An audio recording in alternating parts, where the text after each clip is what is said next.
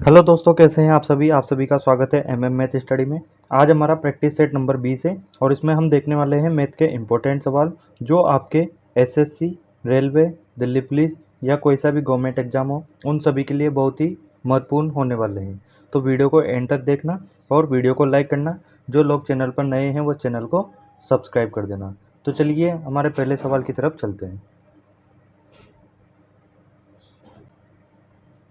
सवाल नंबर 1 है जिसमें बोला है कि प्रथम 10 सम संख्याओं का औसत क्या होगा।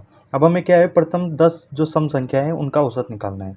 तो इसका औसत निकालने के लिए आप क्या करेंगे, उन संख्याओं को ऐसे तो लिखेंगे नहीं 2 4 6 8 10 ऐसे करके फिर उनका जोड़ करके फिर ऐसे तो निकालेंगे नहीं। तो इसका क्या है, एक फॉर्मूला होता है। वो फॉर्मूला क्या होता है, वो होता है अपने पास में n गुणा n+1 और बटे होता है n। एन यहाँ पर क्या है, जितनी संख्याओं का हमसे पूछा गया है। जैसे 10 संख्याओं को पूछा गया है तो इसमें रख देंगे 10 और n+1 मतलब 10 + 1 और बटे में 10। यहाँ से 10 से 10 कट जाएगा और अपने पास क्या आ रहा है 11। उसका औसत निकल के आ रहा है प्रथम 10 सम संख्याओं का, ऑप्शन डी। अब इसमें क्या करेंगे कि जैसे ये फॉर्मूला है अपने पास में, तो इसमें ये n और n ये कट जाएगा।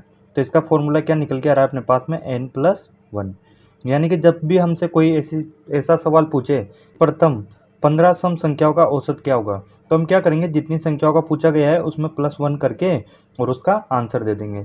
जैसे कि इसमें हमसे पूछा गया होता कि प्रथम 35 सम संख्याओं का औसत क्या होगा, तो क्या करेंगे, इसका फॉर्मूला अपने पास क्या है n+1 और n का मान कितना है 35। तो 35 + 1 कितना आ जाएगा 36। तो इस तरीके से जब भी ऐसा कोई सवाल पूछा जाए तो उसमें +1 करके और उसका आंसर दे देता है। अब चलिए अगले सवाल की तरफ चलते हैं, सवाल नंबर 2 की तरफ। सवाल नंबर 2 है, एक 5 मीटर लंबे और 4 मीटर चौड़े टैंक में पानी भरा है जिसकी गहराई 2 मीटर है। तो टैंक में पानी की मात्रा कितनी है। अब जैसे ये कोई टैंक है जिसकी हमें क्या दी गई है कि इसकी जो है लंबाई दी गई है 5 मीटर और इसकी चौड़ाई दी गई है, यानी कि इसकी विड्थ दी गई है कितनी 4 मीटर और इसकी गहराई जो है h वो दी गई है, ये वाली गहराई कितनी दी गई है 2 मीटर। अब हमसे क्या पूछा गया है कि इसमें जो पानी है, जैसे कि इसमें कोई पानी भरा हुआ है तो उस वो बताना है कि उसकी मात्रा कितनी है। तो इसका जो आयतन है ना वही उस पानी की मात्रा होगी। अब ये जो टैंक दिया गया है हमें, ये कौन से आकार का है, ये घनाभाकार का है क्योंकि इसकी लंबाई चौड़ाई और ऊंचाई जो है अलग अलग है। घनाभ का आयतन अपने पास में क्या होता है, घनाभ का आयतन होता है अपने पास में लंबाई गुणा उसकी चौड़ाई और गुणा ऊंचाई। तो यहाँ से हम निकाल लेंगे लंबाई कितनी दी गई है 5, चौड़ाई कितनी दी गई है 4 और ऊंचाई कितनी दी गई है इसकी 2। तो यहाँ से कितना निकल आ रहा है 5 × 4 20, 20 × 2 कितना हो जाएगा अपने पास में 40 और सभी मीटर में थे तो ये कितना आ जाएगा मीटर क्यूब में। यानी कि ऑप्शन ए इसका सही जवाब आ जाएगा कि उसमें 40 घन मीटर जो है पानी की मात्रा है। अब अगले सवाल की तरफ चलते हैं। अगला सवाल अपने पास है सवाल नंबर 3। एक स्थान ए से दूसरे स्थान बी तक एक मोटरसाइकिल की औसत गति 65 किलोमीटर प्रति घंटा है तथा बी से ए तक वापस आने में औसत गति जो है 7 किलोमीटर प्रति घंटा है। तो पूरी यात्रा में औसत गति कितनी है। अब जैसे कि कोई पॉइंट है, ए है और बी है, ए और बी के जब ये ए और बी है, ए से बी जब जाता है तब उसकी कितनी दी गई है हमें 65 किलोमीटर घंटा और बी से जब ए की तरफ आता है तो इसकी गति कितनी दी गई है 60 किलोमीटर प्रति घंटा। हमें क्या है, इनकी औसत गति निकालनी है। तो औसत गति का फॉर्मूला इसका क्या होता है 2 गुणा एक्स और वाई बटे एक्स प्लस वाई। एक्स क्या है यहाँ पर ए से बी तक जो गया उसकी गति और वाई क्या है बी से एक्स तक आया जिसकी गति, उसको इसमें लिख देंगे।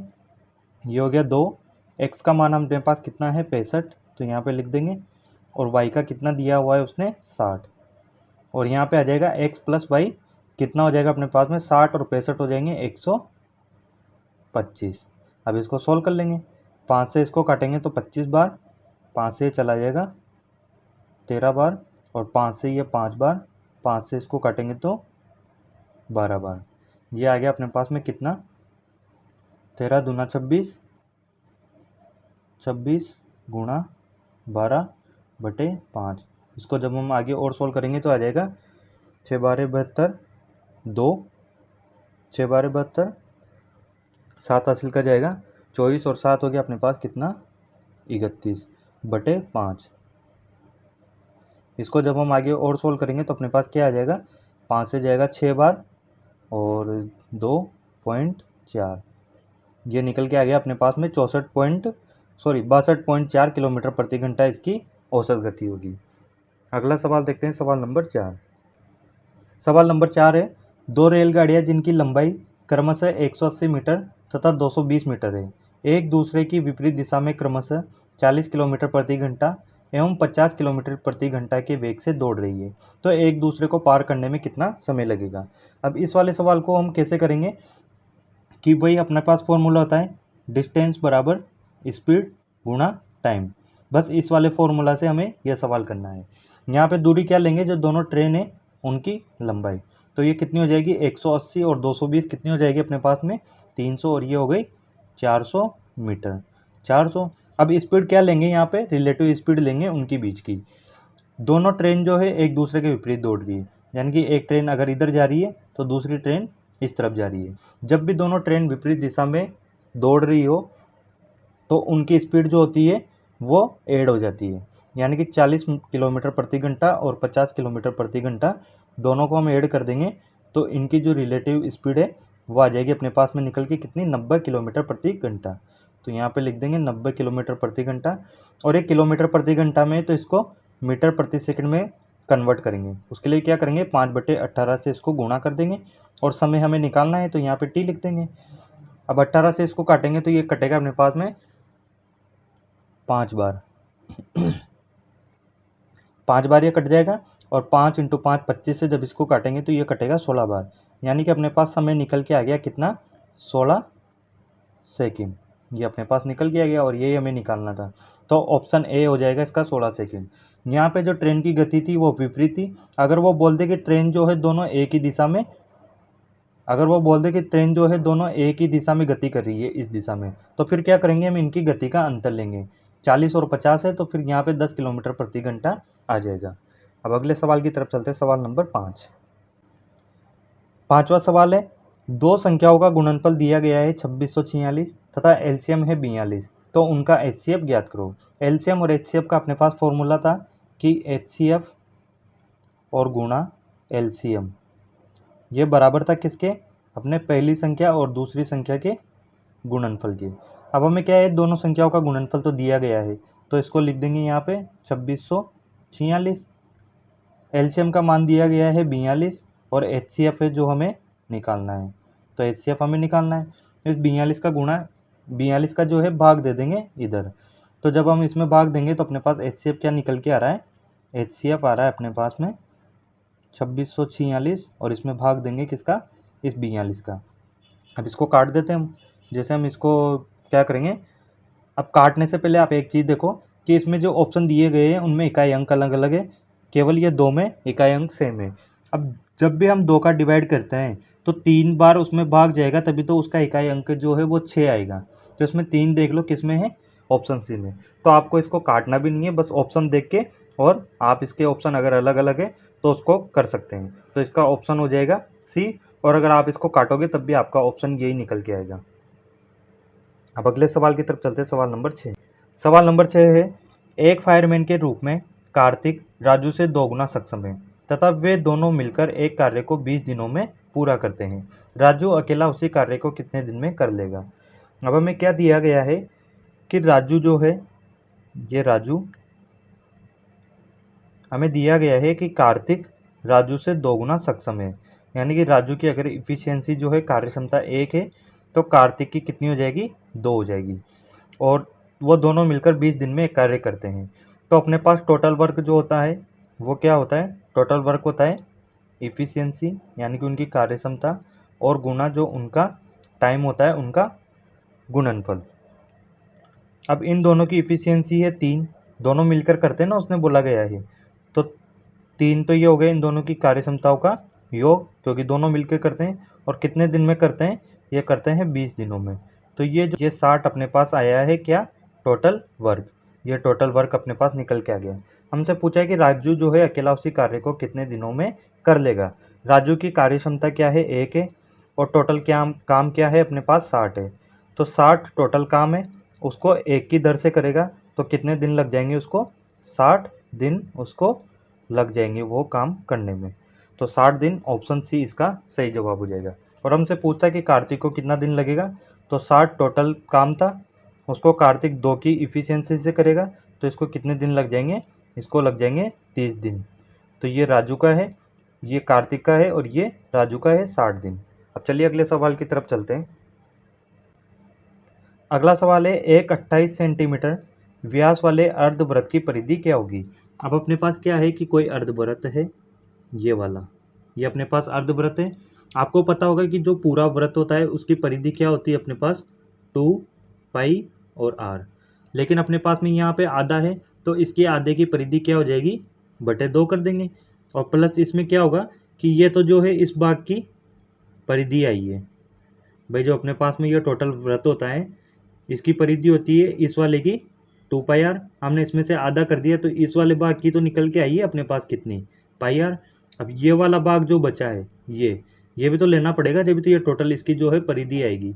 तो ये क्या होता है अपने पास? ये इसका केंद्र होता है और ये आर है और ये भी आर, यानी कि 2r।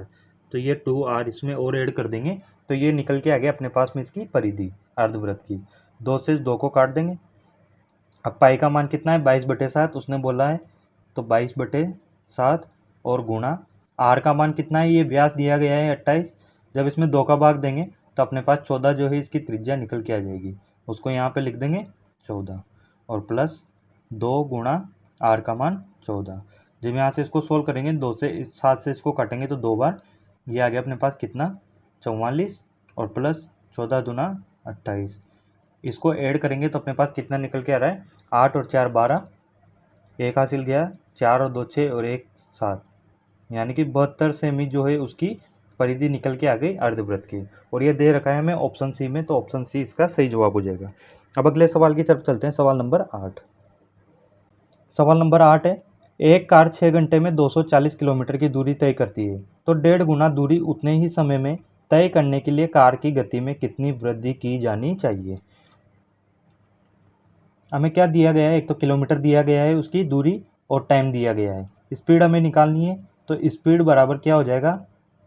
डिस्टेंस यानी कि दूरी और बटे समय। इसमें जब हम मान रखेंगे, दूरी कितनी दी गई है? 240 और समय कितना दिया गया है? 6 घंटे में। इसकी स्पीड जो है कितनी निकल के आ जाएगी अपने पास? ये आ जाएगी 40 किलोमीटर प्रति घंटा निकल के आ गई अपने पास में। अब उसने बोला है 1.5 गुना दूरी। 1.5 गुना दूरी मतलब 240 था, इसकी 1.5 गुना, तो 1.5 गुना कितनी होती है? 3/2। तो ये कितनी निकल के आ जाएगी? यहाँ से 2 से इसको काटेंगे तो 120 बार और ये आ जाएगी 360 किलोमीटर। पूछा है कि उतने ही समय में तय करने के लिए कार की गति में कितनी वृद्धि की जानी चाहिए। उतने ही समय मतलब 6 घंटे में। इसको 6 घंटे में करेगा तो कितने की स्पीड से करेगा? ये आ गया 60 किलोमीटर प्रति घंटा। क्या पूछा गया है? गति में कितनी वृद्धि करेगा। पहले कितनी थी उसकी गति? 40 थी, अब कितनी है? 60 है। तो कितने की वृद्धि हुई यहाँ से यहाँ पे? हम देख रहे हैं 20 किलोमीटर प्रति घंटे की उसकी वृद्धि हुई है। और ये दे रखा है हमें ऑप्शन बी में 20 किलोमीटर प्रति घंटा, तो ये इसका सही जवाब हो जाएगा। सवाल नंबर 9 की तरफ चलते हैं। सवाल नंबर 9 है, एक बस कंपनी के पास 108 बसें हैं, उनमें से कुछ को 9% लाभ पर और शेष को 36% लाभ पर बेच दिया। इस प्रकार उसे सभी बसों की बिक्री पर 17% का लाभ होता है, तो 36% लाभ पर बेची गई बसों की संख्या ज्ञात कीजिए। अब क्या है, उसने एक तो बोला है 9% लाभ पर, तो हम क्या करेंगे, ये 9% लाभ पर उसने बेची है, इसको इधर यहाँ पे हम लिख लेते हैं। और एक बेची है 36% लाभ पर, तो ये 36% लाभ पर जो बेची है उसने, उसको हम यहाँ पे लिख देते हैं। और बाकी जो बची बस उसको 17% पे, तो उसको यहाँ पे हम बीच में लिख लेंगे 17%। अब हम क्या करेंगे, इस 36 में से 17 को माइनस करेंगे। जब 36 में से 17 को माइनस करेंगे तो अपने पास क्या आ जाएगा, 19%। और इस 17 में से क्या करेंगे, इस 9 को माइनस करेंगे, तो 17 में से 9 को माइनस करेंगे तो अपने पास कितना निकल के आ जाएगा, 8 निकल के आ जाएगा। ये आ गया अपने पास अनुपात में, और ये जो अपने पास अनुपात निकल के आया है यही तो बराबर है किसके, टोटल बसों के। टोटल कितनी बसें थे, 108, और ये कितना हो रहा है, 9 और 8 17 और 1 27, ये टोटल 27 हो रहा है, और 27 किसके बराबर है, 108 के। अब इसको हम 9 से काट लेंगे, 9 से 3 बार, और 9 से 1 और 2 12 बार, और जब 3 से काटेंगे तो 1 का मान निकल के आ जाएगा अपने पास कितना, 4। हमसे क्या पूछा गया है, उसने 36% लाभ पर बेची गई बसों की संख्या कितनी थी। तो ये 36% है, इस लाभ पर कितनी बेची गई थी, 8, और 1 बराबर 4 है, तो 8 बराबर कितना हो जाएगा अपने पास में, 8 गुणा 4 बराबर कितना, 32। तो 32 ऑप्शन सी हो जाएगा। और हमसे पूछता है कि 9% लाभ पर, तो ये था 19, और 19 को जब हम 4 से गुणा करते, 19 को जब 4 से गुणा करते तो अपने पास निकल के आ जाता 76। तो ये था आपका 9वां सवाल। अब अगले और लास्ट सवाल की तरफ चलते हैं, सवाल नंबर 10। सवाल नंबर 10 है, एक वस्तु को 2% तथा 16% के लाभ पर बेचने पर विक्रय मूल्य में 3 रुपये का अंतर है, तो दोनों विक्रय मूल्यों का अनुपात कितना होगा। अब मान लेंगे हम जो है उस वस्तु का क्रय मूल्य मान लेते हैं, CP हमने क्या मान लिया, 100। उसने बोला है कि 2% लाभ पर, यानी कि 2% 100 था, इसका 2% लाभ कितना हो जाएगा, इस 100 का 2% हो जाएगा अपने पास 102/100। ये हो गया अपने पास में SP1, और SP2 क्या है, सेलिंग प्राइस 2 क्या है, 16% के लाभ पर, तो 100 रुपये थे, इसको 16% के लाभ पर मतलब 116/100। ये हो गया अपने पास, और ये किसके बराबर है, 3 रुपये के अंतर के। यानी कि यहाँ से हम देख रहे हैं इनका जो अंतर है वो बराबर है 3 के। जब यहाँ से इसका अंतर निकालेंगे तो अपने पास क्या आ जाएगा, ये आ जाएगा 116। यहाँ से हम क्या करते हैं, इसको इस 100 से 100 को काट देते हैं, और इससे इसको काट देंगे, तो 116 माइनस 102 ये बराबर हो जाएगा किसके, इस 3 रुपये के। 3 रुपये के बराबर हो गया, और 14 बराबर क्या आ गया अपने पास, 3 रुपये, और 1 बराबर आ गया 3/14। और हम क्या करेंगे, CP निकालेंगे उसका 100 का मान।